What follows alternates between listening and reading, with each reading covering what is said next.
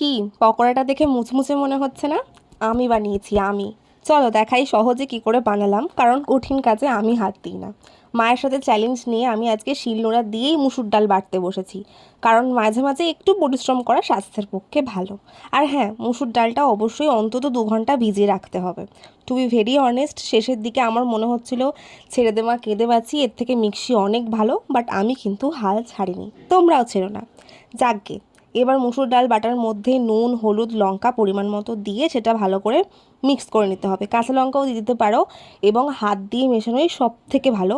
But আমি হাত লাগাবো না, কারণ লঙ্কা থাকলে আমার হাত ভীষণ জ্বালা করে। আজকে চ্যালেঞ্জের পর চ্যালেঞ্জ, কারণ আমি আজকে কাঠের উনুনে রান্না করতে চলেছি। তেলটা একটু গরম হয়ে আসলে পকোড়ার সাইজের করে ডাল বাটাটা দিতে থাকবে। আমি কিন্তু খুব দূর থেকে ছুঁড়ে ছুঁড়ে দিচ্ছি না, এর মানে আমি উন্নতি করছি। এবার খুন্তি দিয়ে পকোড়াগুলোকে নাড়তে থাকছি, আর অবশ্যই জালটা ঠেলতে থাকছি, না হলে উনুনে নিভে যাবে।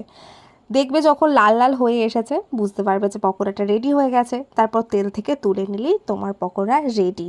খুন্তিকে ব্যবহার করে যত ভালো নাড়াতে পারবে, পকোড়া কিন্তু থেকে থেকে গোল হয়ে যাবে। যদিও টেরা বেঁকা হলে স্বাদ একই থাকে, ওটা কোনো ম্যাটার করে না। আমি একটু স্যালাড আর মুড়ি নিয়ে নিয়েছি, আর লেবু দিয়েছি সসের বদলে।